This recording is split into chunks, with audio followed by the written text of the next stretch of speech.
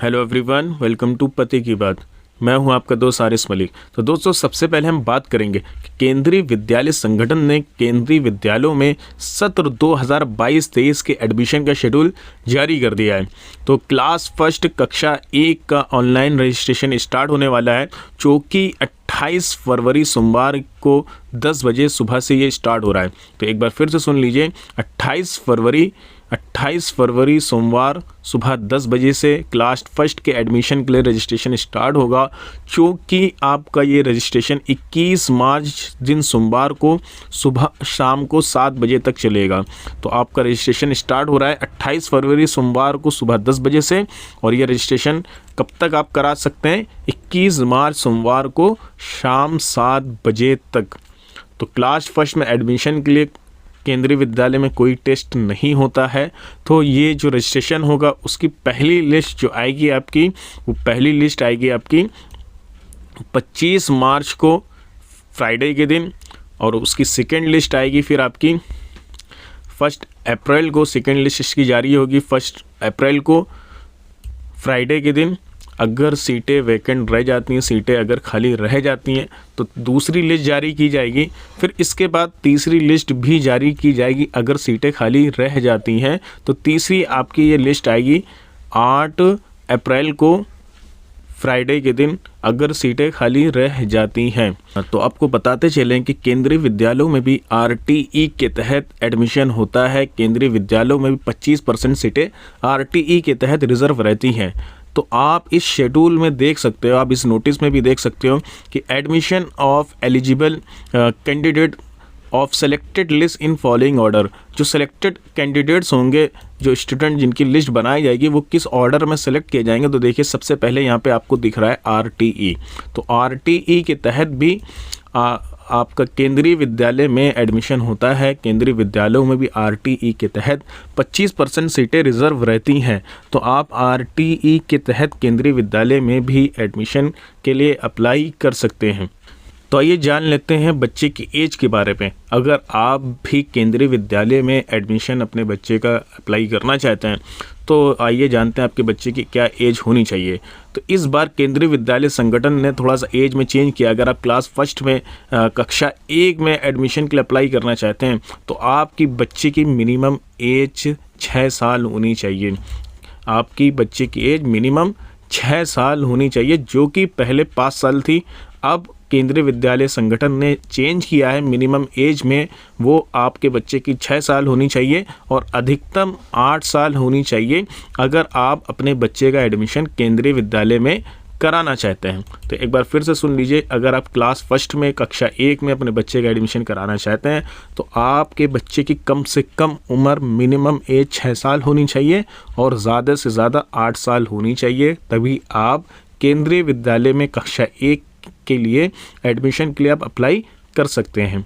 तो आइए बात करते हैं, अगर आप भी RTE के तहत केंद्रीय विद्यालय में एडमिशन के लिए अप्लाई करना चाहते हैं, तो आपको किन किन डॉक्यूमेंट्स की ज़रूरत होगी। तो आपको सेम वही डॉक्यूमेंट की ज़रूरत होगी जो RTE के तहत किसी भी प्राइवेट स्कूल में एडमिशन के लिए अप्लाई करने होते हैं। तो मैंने RTE के तहत एडमिशन कैसे कराया जा सकता है प्राइवेट स्कूल में, इस पर एक वीडियो ऑलरेडी बनाया हुआ है। तो आप मेरी ये वीडियो कमेंट सेक्शन में, डिस्क्रिप्शन में मैं इसका लिंक दे दूंगा, आप उसे देख सकते हो कि मैंने उसमें डिटेल में बताया है कि RTE के तहत एडमिशन कैसे होता है और किन किन डॉक्यूमेंट की ज़रूरत होती है। तो आइए बात कर लेते हैं हम फिर से कि आपको अगर केंद्रीय विद्यालय में एडमिशन कराना है RTE कोटे से, तो आपको कौन कौन से डॉक्यूमेंट चाहिए होंगे। तो सबसे पहला जो डॉक्यूमेंट आपको ज़रूरत होगी, आपके बच्चे का बर्थ सर्टिफिकेट जो आपको ज़रूरत होगी। पहला डॉक्यूमेंट्स आपके बच्चे का बर्थ सर्टिफिकेट होना चाहिए। तो दूसरा डॉक्यूमेंट जो आपको देना होगा वो है आपका प्रूफ ऑफ रेजिडेंस, आपका निवास का प्रमाण। तो इसके लिए आप अपना आधार कार्ड यूज़ कर सकते हैं, आप अपना ड्राइविंग लाइसेंस, आप अपना पासपोर्ट यूज़ कर सकते हैं, आप अपना निवास प्रमाण पत्र भी यूज़ कर सकते हैं। सेकेंड डॉक्यूमेंट जो आपको चाहिए, प्रूफ ऑफ रेजिडेंस, निवास का प्रमाण, ये हो गया आपका सेकेंड डॉक्यूमेंट जो आपको अप्लाई करने के लिए ज़रूरी होगा। तो तीसरा डॉक्यूमेंट जो आपको चाहिए होगा वो डिपेंड करता है कि आप किस कैटेगरी से अप्लाई कर रहे हो। तो RTE कोटे से अप्लाई करने पर आपको 2 ग्रुप में से किसी एक को सिलेक्ट करना होता है। तो पहला ग्रुप है आपका डिसएडवांटेज ग्रुप, तो सेकंड है आपका वीकर सेक्शन। तो ये दोनों ग्रुप में से कोई एक आपको सिलेक्ट करना होगा। तो आइए जान लेते हैं डिसएडवांटेज ग्रुप में कौन कौन आता है। तो डिसएडवांटेज ग्रुप में SC ST समाज के लोग, schedule caste and schedule tribes, तो ये आते हैं आपके डिसएडवांटेज ग्रुप में। और चाइल्ड विद स्पेशल नीड, तो चाइल्ड विद स्पेशल नीड का मतलब ये है कि बच्चे के माता पिता किसी गंभीर बीमारी से पीड़ित हैं या बच्चा खुद किसी गंभीर बीमारी से पीड़ित है, तो ये हो गया आपका डिसएडवांटेज ग्रुप। तो अगर आप डिसएडवांटेज ग्रुप से अप्लाई करना चाहते हैं, जैसे आप SC या ST क्लास से, समाज से बिलोंग करते हैं, तो आपको अपनी जाति प्रमाण पत्र देना होगा। और अगर बच्चा और या उसके माता पिता किसी गंभीर बीमारी से पीड़ित है तो आपको उसका भी प्रमाण पत्र देना होगा। अगर आप सेकेंड ग्रुप सेलेक्ट करते हैं, वीकर सेक्शन सेलेक्ट करते हैं, तो आपको अपना आय प्रमाण पत्र देना होगा। तो एक बात इम्पॉर्टेंट है यहाँ पे तीसरे डॉक्यूमेंट के लिए, अगर आप अप्लाई कर रहे हैं, अगर आपके बच्चे के नाम से जाति प्रमाण पत्र नहीं है तो पेरेंट्स का भी चल जाएगा, इनिशियली वो एक्सेप्ट कर लिया जाएगा। तो जाति प्रमाण पत्र अगर बच्चे के नाम से नहीं है आपके पास तो भी आप अप्लाई कर सकते हैं। लेकिन अगर आपके बच्चे का एडमिशन हो जाता है तो 3 महीने के अंदर अंदर आपको बच्चे के नाम से आपको अपने जाति प्रमाण पत्र को सबमिट करना होगा। तो ये इंपॉर्टेंट बात है यहाँ पे कि अगर आपके बच्चे के नाम से जाति प्रमाण पत्र नहीं है तो फिर भी आप अप्लाई कर सकते हैं, और एडमिशन हो जाने के बाद 3 महीने के अंदर अंदर आपको अपने बच्चे के नाम से जाति प्रमाण पत्र देना होता है। लेकिन अगर आप वीकर सेक्शन से अप्लाई कर रहे हैं तो आपको आय प्रमाण पत्र अपना ही देना होगा, क्योंकि बच्चा तो कुछ कमाता नहीं है, तो आय प्रमाण पत्र पेरेंट्स के नाम से ही बनेगा। तो ये हो गए आपके 3 डॉक्यूमेंट्स। तो आइए जानते हैं केंद्रीय विद्यालय में किस तरह का रिजर्वेशन होता है सीटों का। अगर क्लास की स्ट्रेंथ, अगर क्लास में 40 सीटें हैं, अगर क्लास की स्ट्रेंथ 40 बच्चों की है, तो किस तरह से एडमिशन होगा और किस तरह का रिजर्वेशन होगा केंद्रीय विद्यालयों में। तो RTE के तहत हम पहले ही जानते हैं कि 25% सीटें रिजर्व रहती हैं। तो 40 सीटों का 25% हुआ आपकी 10 सीटें। तो हर 40 क्लास की जो स्ट्रेंथ होगी, हर क्लास में करीब 10 सीटें जो हैं वो RTE के तहत भरी जाएंगी। वो RTE के तहत क्लास में 10 सीटें रिजर्व होंगी।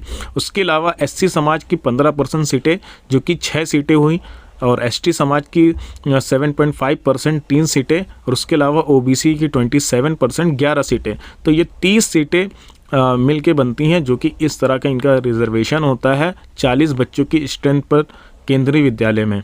तो मैंने आपको बता दिया कि किस तरह का रिजर्वेशन होता है केंद्रीय विद्यालयों में, और RTE के तहत हर क्लास में लगभग 10 सीटें रिजर्व रहती हैं।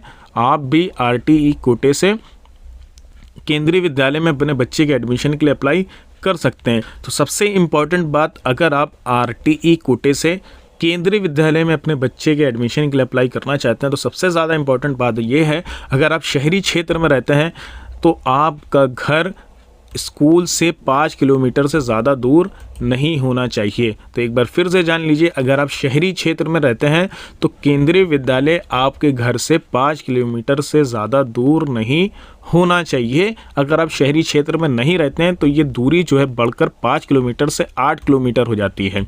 तो आपके घर से अगर आप शहरी क्षेत्र में हैं तो केंद्रीय विद्यालय की दूरी 5 किलोमीटर से ज़्यादा नहीं होनी चाहिए।